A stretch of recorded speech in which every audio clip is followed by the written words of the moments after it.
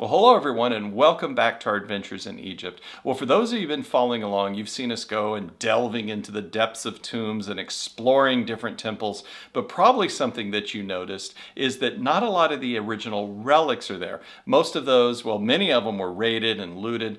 Others have been taken and placed in museums around the world. Well, today we're going to get to see two of the major museums that are here in Cairo. We're going to get to see the Grand Egyptian Museum. Now, this is the brand new museum they've been building for the last 20 years here in Egypt, but it's finally open for some preview touring, and we've done that. We're going to show that to you. And then, Nancy, we're going to get to see the boy king. Was he buried in his jammies? Good old King Tut. That's right. We get to see King Tut, King Tutankhamun, the boy king. We get to see his relics in the Egyptian Museum of Cairo. So we're going to take you over and show you that as well. And you're not going to want to miss it because we're going to see the pyramids and the Sphinx at night. Welcome to Living Phase 2.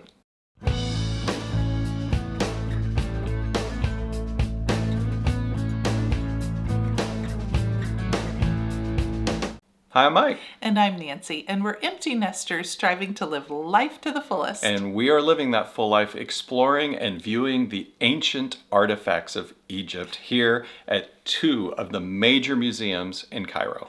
Well, we sure are, friends. And today we're going to start at the GEM, G-E-M, which stands for Grand Egyptian Museum. And grand it is. And it starts out before you even go in. Now, this Grand Egyptian Museum is located about 2 kilometers from the pyramids. So you can see it there from the pyramids. It is 81,000 square meters of floor space, making it the largest archaeological museum in the world. So it is absolutely amazing here. But before you even get inside of it, they've got things on the outside, like they've got a sculpture of the Nile River. It's a running water fountain that flows along outside of the museum. They have an obelisk up on a pedestal that you can actually walk under. So there's some very cool things outside as well before you even set foot inside. Yeah, the outside of this museum is spectacular. One of the things to note about the gem is that, as we mentioned earlier, it's not officially open, at least at this time of this recording in early 2025. It has been under construction for over 20 years. Yes. It was supposed to be open many years ago, but it's been delayed, and of course COVID had a part in that. Right now, the latest news is it's scheduled for mid-2025 for a full opening. But it is open right now for what's called a soft opening. So they've started to move a lot of the artifacts into this museum. And in fact, as you walk up to the gem, you'll see all the pyramidal structures. Everything's kind of based on pyramids, and that's where the main entrance is. Well, be sure not to miss looking up to the upper left corner. You'll notice that there's a hole in one of the cartouches. It's missing, and they did that to replicate some of the, like kind of in Abu Simbel, where we talked about that. It replicates that light coming in, and it will shine on one of the statues on the inside. So they've put a lot of thought into this museum and its layout, its design, and it is absolutely stunning. Well, when you go inside, the first thing you're going to be greeted by is this amazing statue of Ramses II. And he's there on a kind of a pedestal in a reflection pool. So there's just so much thought into this that it's stunning to see not only the statue, but the reflection as well. Right, that statue used to be outside in Ramses Square, right in the middle of Cairo with the cars and pollution and all that. So you can see how grand this museum is, that you can move this entire massive statue just into the atrium of the museum.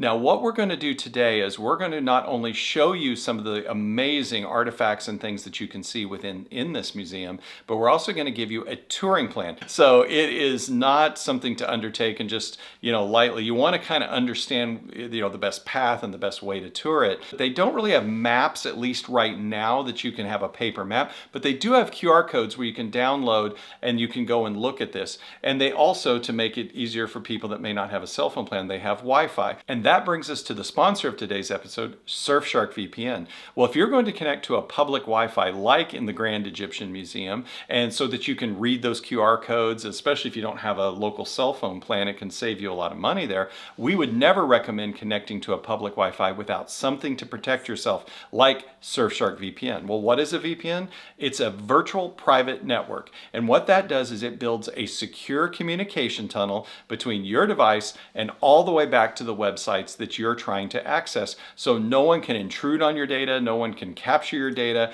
as it's moving back and forth, and it helps keep you and your devices safe. Surfshark also has some other great benefits, like being able to virtually relocate your device anywhere in the world, so that if you're in Egypt and you want to watch a Netflix or Amazon Prime special or documentary on Egypt and the Great Pyramids, you can relocate back to the United States so that you can utilize that account on that device while you're traveling. And right now, if you go to surfshark.com/living phase, that's surfshark.com/living phase, or scan the QR code you see on the screen, or enter code living phase at checkout, as you see here, you're going to get 4 extra months of Surfshark on that subscription by going to that website. So we hope you give Surfshark a try, and always keep yourself protected when you're traveling. Thank you, Surfshark, for sponsoring today's video. Well, here we are in the atrium. We've walked past this beautifully preserved statue of Ramses II. And as we look through, you can see the grand staircase in the distance. You can see all kinds of other statues and things that are here in the atrium. But let's talk a little bit about a touring plan here for the Grand Egyptian Museum, because this, as we said, is not something to undertake lightly. It's a very large museum, and to get the most out of it, let's give you a little hand here. So as you walk through the atrium, you'll look on your left side and you'll see that grand staircase. The grand staircase actually is a set of exhibits. Now realize that the grand staircase actually stays open about a half hour later than the other exhibits. So that's one of the things that you can keep to the very end of your tour. And on the right side of the grand staircase is actually the grand escalator. And so you can take that escalator up the 4 levels to the very top of the grand staircase and get off there, and that's where you're actually going to start touring the main exhibit halls. And the neat thing is, when you get off, or you're at the very top, you get this beautiful view of the windows right to the Great Pyramids and the Giza Plateau. They have really put a lot of thought into the layout of this museum, its view, and its location here amongst the pyramids. Well, the museum here is divided up into a 12-point grid section. So going across, you've got society, kingship, and beliefs. But going up and down, you've got the prehistoric era, which was the early dynasty area, and that is from 700,000 BC to 2000 BC. Then you've got the Middle Kingdom, which is from 2000 BC to 1500 BC. That's followed by the New Kingdom from 1500 BC to 1000 BC. The final period is the Greco-Roman period, and that is from 1000 BC to 400 BC. So it goes from top to bottom, oldest to newest, and then side to side from the society, the kingship, and the beliefs. Right. So, our guide, it was great because he took us through all this and described how their theory of laying this out and touring the museum. And so what he recommended and what we did and what we will recommend to you is that start right there at the oldest part of society. It's right when you get off the escalator at the top of the grand staircase. You go into that first exhibit hall, and that first exhibit hall is the prehistory society, and then you move through that and you just make an S pattern, and so you just rotate through this S pattern, and that will eventually take you across the top level to the third level to and on down, and then you'll get to see each of the exhibit halls and going through, like Nancy said, all those different parts. And then that will leave you off at the very bottom, so the Greco-Roman period of society, so showing Greco-Roman society. And then at least right now, what you have to then do is walk back up the stairs to the top to the 4th level, because again, the exhibit halls are all separated from the grand staircase. Now you'll be back at the grand staircase where you started here in a little bit. But why don't we go ahead and just kind of take you through, and we'll show you, we're not going to show you the whole museum, that would take way too long, but why don't we just show you a few highlights of the museum here that we saw. Some of the first exhibits you will see are stone tools and artifacts. After that, you see carvings of how people lived. Then you'll start to see drawings of how kings were shown back in the day.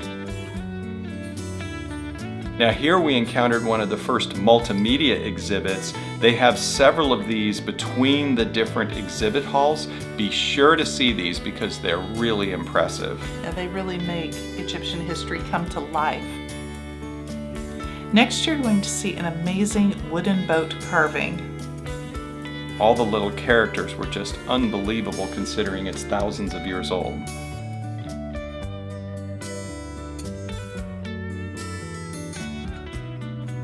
Next, you'll start to see the kings as they're represented as gods, including some tablets of how the kings would pass down orders to the kingdom and the people.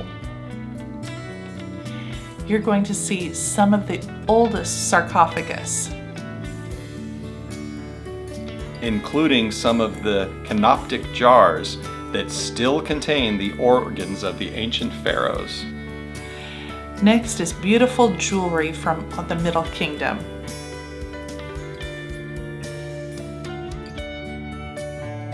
The wooden carvings you see are very rare, as wood, of course, would not ever last as long as stone. It's pretty special to see those preserved here. Now we're starting to see silver in the form of jewelry and bowls. Their display of restored and preserved papyrus writings is unbelievable. Next, we saw an amazing gold statue of a falcon, and it represents the god Horus. And here we see some mummified animals, ibises and crocodiles and others.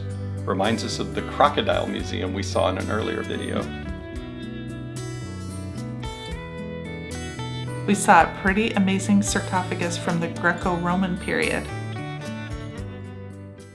Well, now that we've toured the 12 different exhibit halls and just given you a very quick taste of all of them, we've walked back up the stairs. And so now what you can do is you can now walk down the exhibits on the grand staircase. So this is a whole exhibit of itself. There's some major large exhibits here. And well, let's just show you some of those.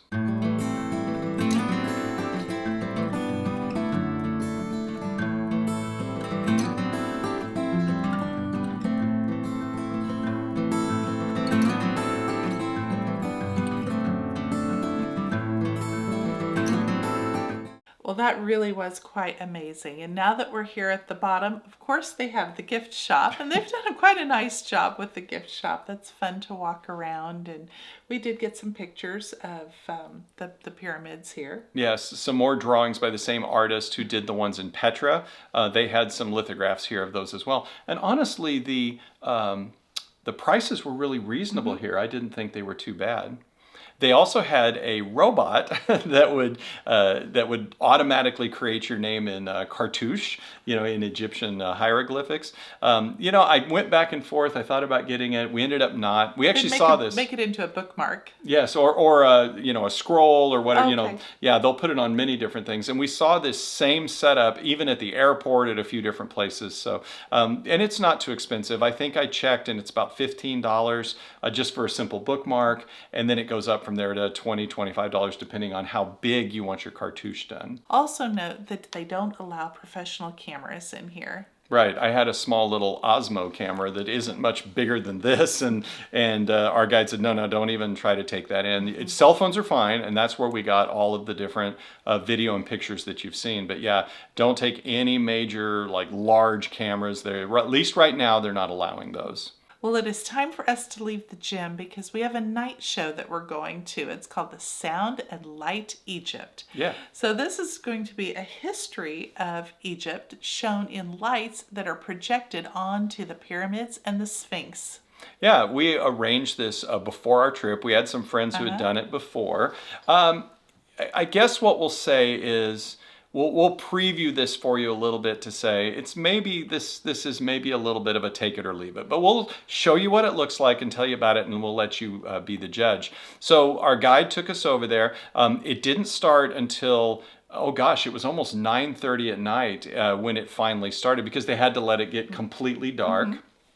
And we went up. Now, this is actually in the area. You go right by where the Sphinx is. It's actually right beside the Sphinx is where they do this. They have a lot of chairs set up. They actually do have a VIP ticket that is the first 2 rows, 3 rows or so of chairs. So, you know, with that, you get, I think, a cushion for your seat, and you get to sit up front is what the VIP ticket gets you. We were right behind that area, and we could see everything just fine from there.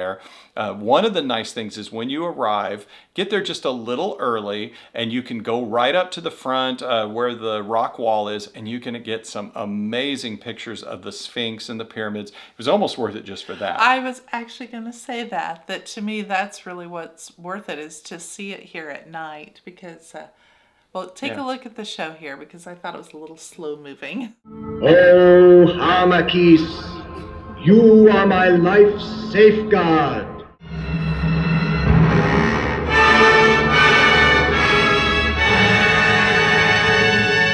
A third monumental tomb was soon to complete this immense funeral site of Gizeh.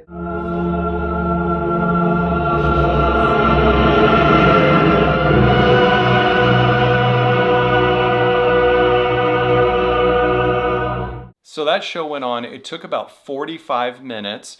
We would say when we were there, the show was maybe about a third full. The show was okay. I think our guide has given us much more detail of some of the history and things, and you know, the narration is, as you said, a little slow, but it's not, none of this is bad. I enjoyed it. I'm glad we did it. I wouldn't do it again, but I think it's time for an update for this show. And I think they're talking about updating it as well. So if you're seeing it, it may be a different show than what we saw. Right. Now, the cost of the show is about $20 US per person. So, you know, if you don't have anything going on in the evening, frankly, I think it's better than just sitting in your hotel room. You get some beautiful night views of the pyramids and the Sphinx. You know, you get to, you know, certainly see the show. You got the lasers projected and different things. So I think it's worth it. I just wish they'd update it a little bit, you know, unless you've got something else really fun going on in the evening. Well, we finished up here and we headed back to the hotel. We've got a fairly early start tomorrow. We're going to go to the EMC, which is the Egyptian Museum of Cairo, and it's going to open at 9 o'clock. We want to be there a little bit early because this is going to be a busy place. This museum is the oldest purpose-built museum, and it was built back in 1902. So we're talking it's 120 years old, this building. Right. So, you know, obviously they looked at this. They said there's so many amazing artifacts and things here. They really wanted to have a place in Cairo, instead of it all being moved to the British Museum, you know, to house a lot of these artifacts. And I loved the building. I thought it was quite, even the outside of it was done in a French kind of Roman Greco style. It was really, it's a beautiful building even from the outside. Well, it certainly is busy here now. There's a lot of people that are waiting to get in. Now, this is where King Tut is housed, so this is what many of these people are going into, but there's so many artifacts.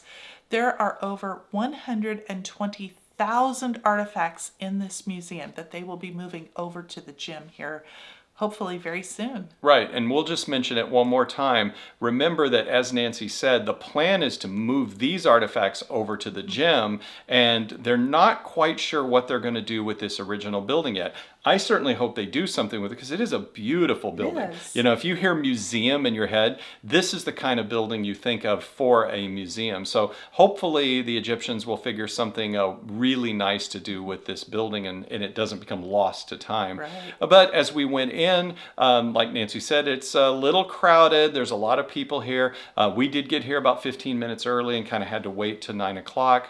Now, one thing, a lot of people rush right back to get to King Tut, and the line actually first thing in the morning can get quite long. But so what we did is we actually toured some other areas first, let that initial push die down, and so we saw some other things. Well, let's show you some of the major things we got to see at this museum. Well, one of the things we got to see was this tiny little statue, and this is the pharaoh Khufu, who was the builder of the Great Pyramid. So it's the largest pyramid and the smallest statue. Here we got to see the original statue of Dozer. Now this is where we saw the replica at the step pyramid when we were looking into the little peepholes and we saw that replica there. Well, here's the original. We saw an impressive detailed statue of Ramses II.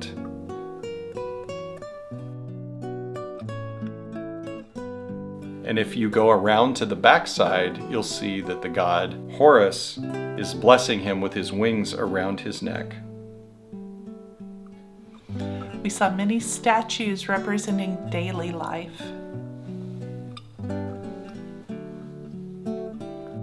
Now it's time for us to go and see what we've been waiting for, King Tut.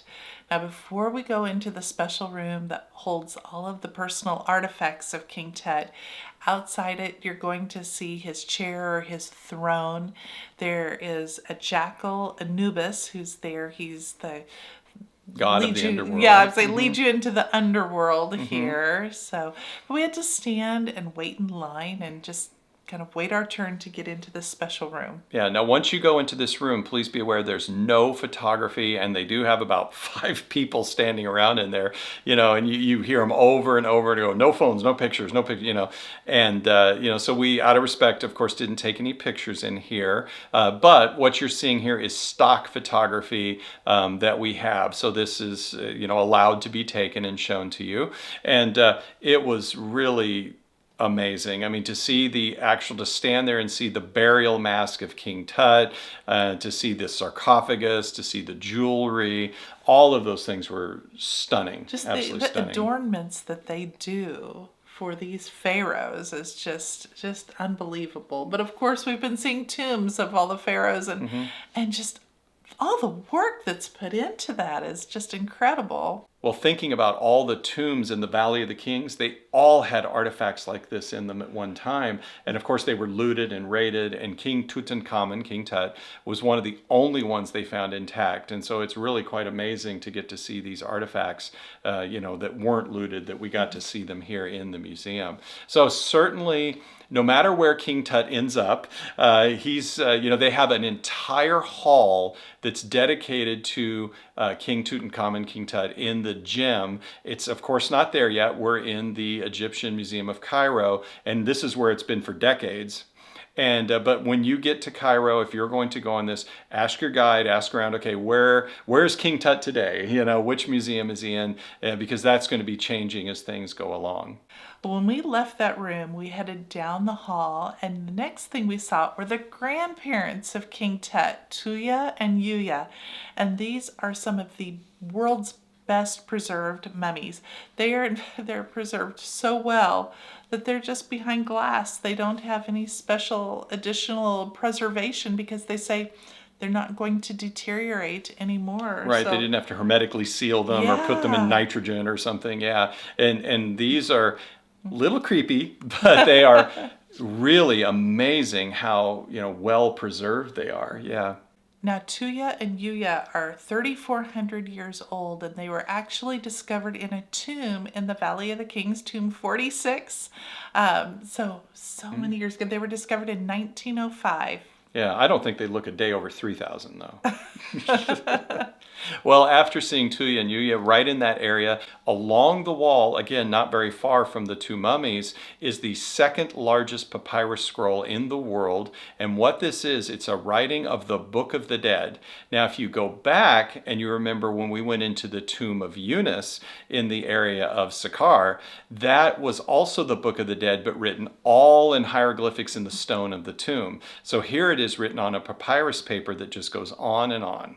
Well, we wrapped things up at this museum by visiting the Tanis exhibit. Right. Now, Tanis is an ancient city here in Egypt. And in fact, those of you that are Indiana Jones fan will recognize the name Tanis. That was the city where he ended up finding out where to find the Ark of the Covenant, that it was supposedly hidden in Tanis. Tanis development proceeding. Acquire headpiece, staff of Ra. Nazis have discovered Tanis. Well, the city of Tanis is one of the possible resting places of the lost ark. So of course we had to go look at this exhibit, and I'm glad we did, because honestly, this exhibit and the jewelry and the burial mass and the sarcophagus were just as impressive, and in some cases, if not more, than the King Tut exhibit. So, if the Tanis exhibit still is going on when you're here, don't miss going into it, because it was quite impressive. Now, please note, this was another case, because of the specialty of these items, that they did not allow pictures in here. So that's why you're seeing very little of it. But that gives you reason to go visit yourself. That's right. So, well, we wrap things up here at the museum, and we've got another nice day planned tomorrow. We're going to show you the Citadel of Cairo, the Muhammad Ali Mosque. We have some unbelievable Christian churches to show you, and one of them is where Jesus, Mary, and Joseph actually stayed in this spot while they were fleeing Herod and going through Egypt. So we have lots more to show you, including our flight back home. How was it? Was it as bad as it was coming over? You'll have to take a look and see. Well, once again, thank you, Surfshark, for sponsoring today's video. Friends, be sure to go to surfshark.com/livingphase for that additional 4 free months of VPN protection. All right, everyone, have a beautiful day. We will see you soon. Take care. Bye-bye now. Bye-bye now.